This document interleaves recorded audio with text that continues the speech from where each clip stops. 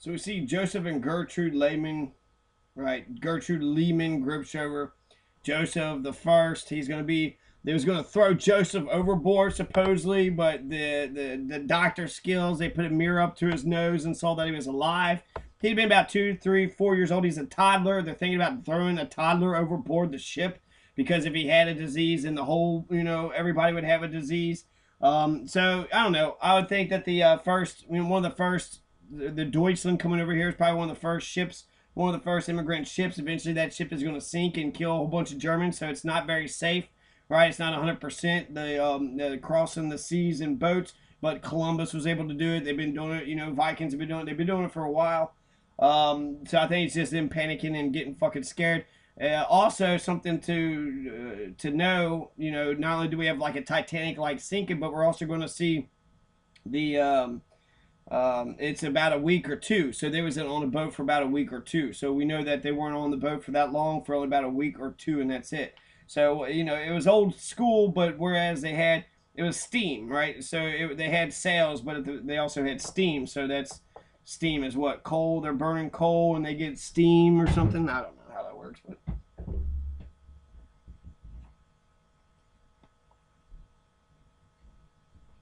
So that's who this guy is. This is Joseph and this is Gertrude Lehman, and they're going to have a bunch of kids, okay? This is the youngest. He was wearing gloves. I don't know if you noticed that. This is going to be the youngest Gripshover of Johann and Catherine's bunch. And Johann Gripshover is going to have Anna Gertrude. Okay, so we're going to have Joseph Francis and we're going to have Gertrude Lehman. So this is kind of like Gertrude number 2, right? And let's see, spouse and children. I guess we see the siblings. So we have, let's see, we have all the siblings of Anna Gertrude was all these, right? So you have Emma, Mildred, Ferdinand, Mary Augusta, Carrie, Carolyn, Antoinette, Joseph Bernard. So you have, all these people that are her kin. You only have Joseph Bernard and Ferdinand Henry that are the males. So how, do they have children or not? We can check that out, right? Does Ferdinand and Joseph Bernard have children?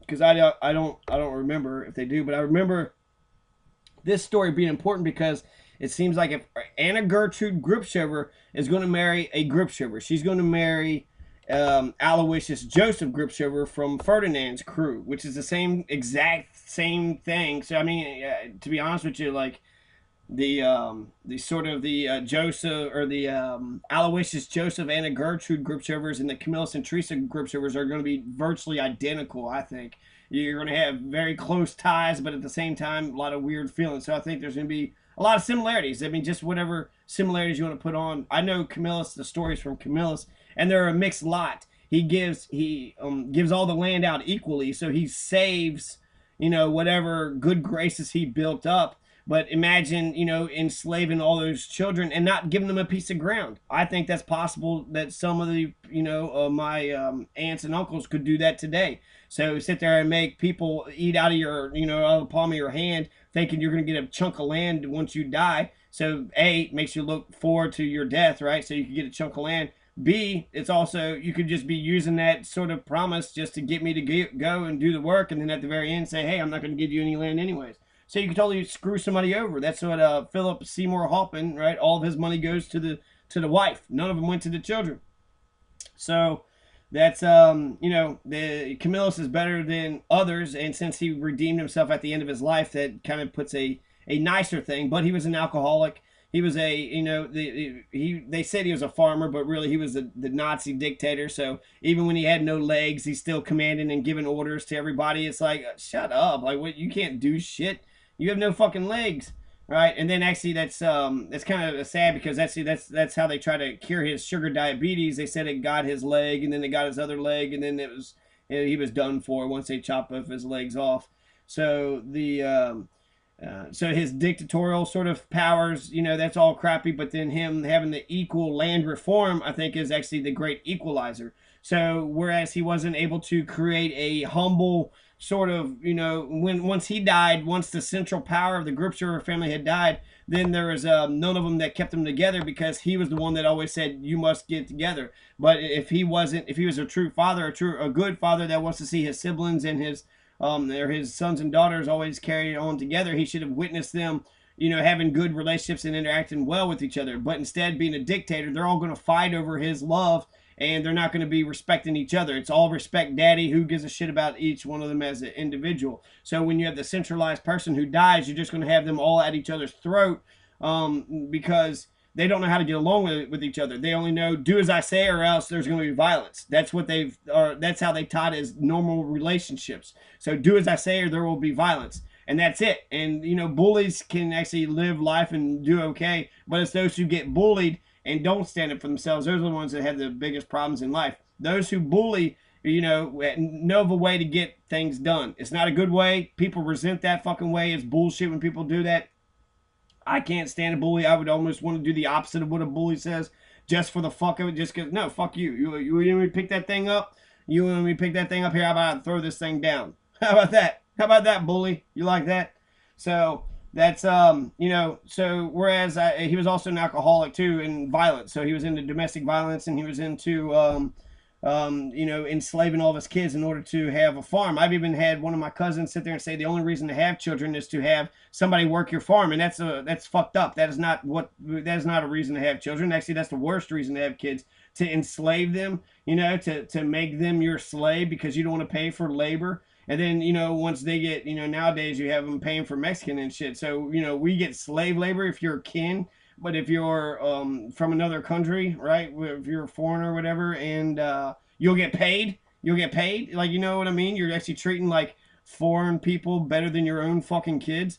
So that's crazy, and that's total bullshit. How he did that part. Also, the centralized notions of just listen to me, and there's no sort of let's all get along together. If he could have actually, made it a democratic process, we're all into this together, all of our decisions matter, let's get together and decide what's best. No, it's his fucking way. He ran it like a military, do this, do that.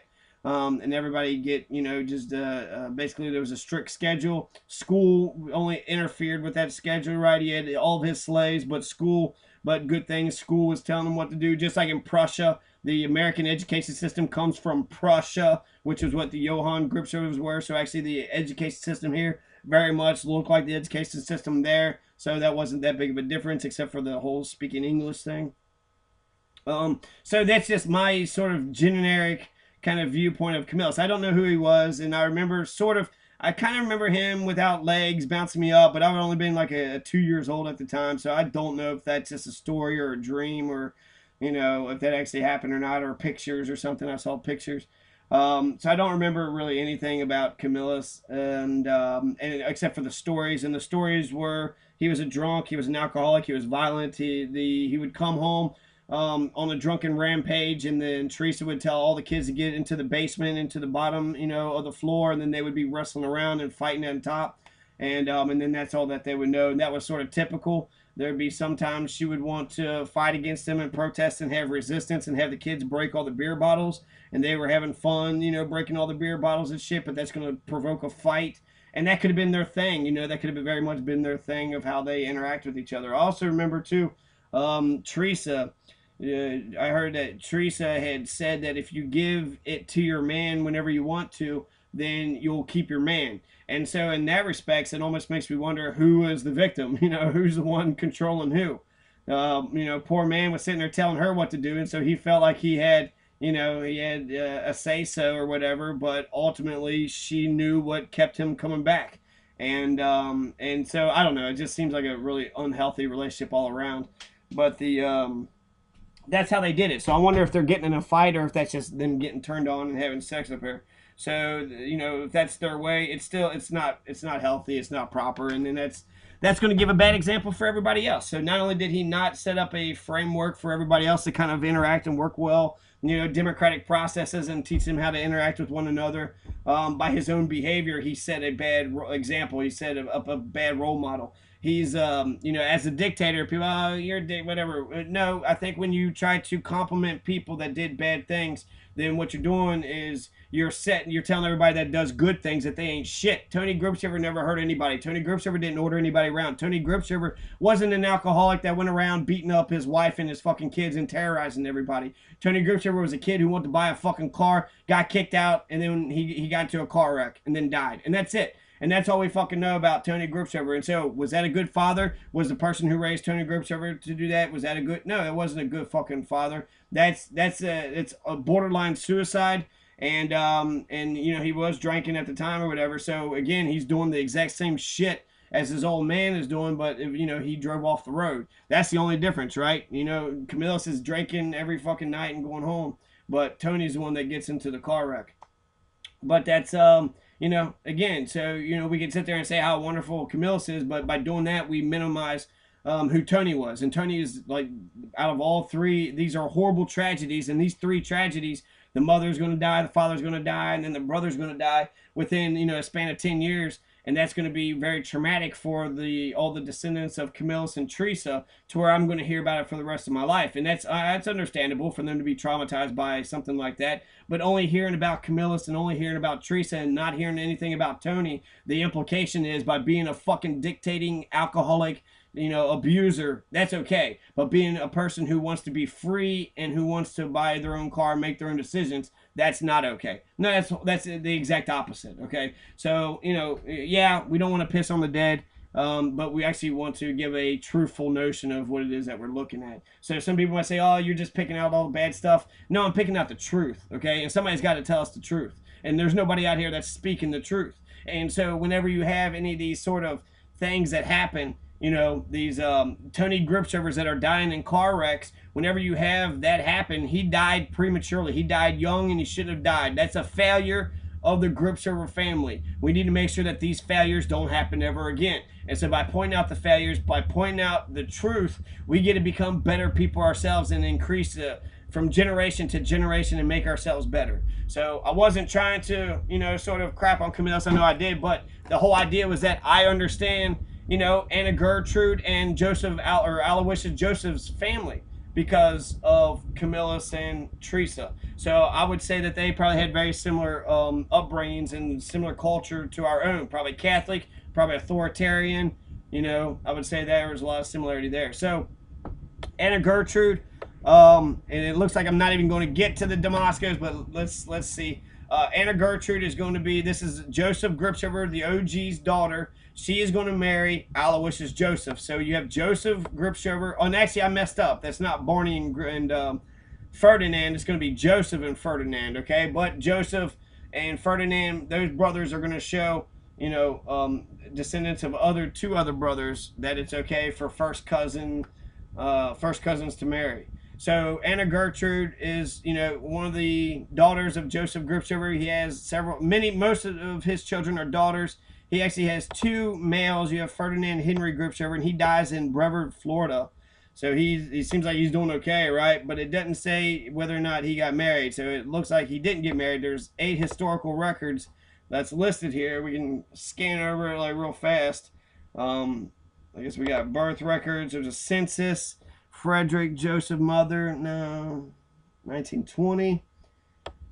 Siblings, no. So we still don't know. We know the birth record. So we don't know if there's a wife or kids. It doesn't look like. I don't see any. He also dies. Joseph Bernard Gripshover also dies in Stuart Martin, Florida too.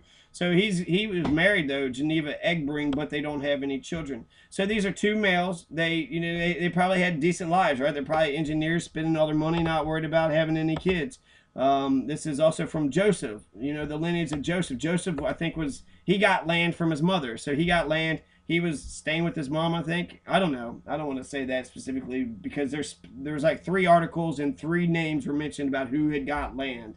And so I think we need to focus on those 3 names, right? Because that's who's going to succeed. Those who get the land, those who get the property, those who get all the fucking privileges and blessings, and who's loved. If you show the world that this person is to be loved, then they'll get love from other people, right? So when you take care of your fucking kids and you show them that they're to be loved, then you show the world that they're to be loved, and then they only get more and more love from there. If you're fucking attacking your kids and making them slaves and then telling everybody that they're a bunch of fucking assholes, you're already fucking up their reputation anyways, just because you want to enslave them. And actually, that goes to the heart of the matter of what equality is and what relationships are. If you're not a revolutionary, you're trying to make a slave out of me, and there's not many revolutionaries in America.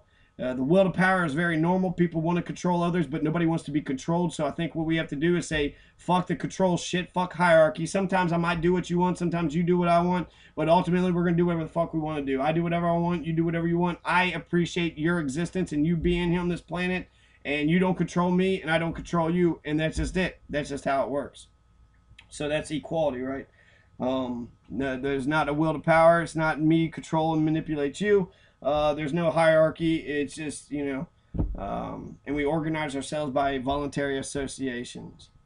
So last one coming up.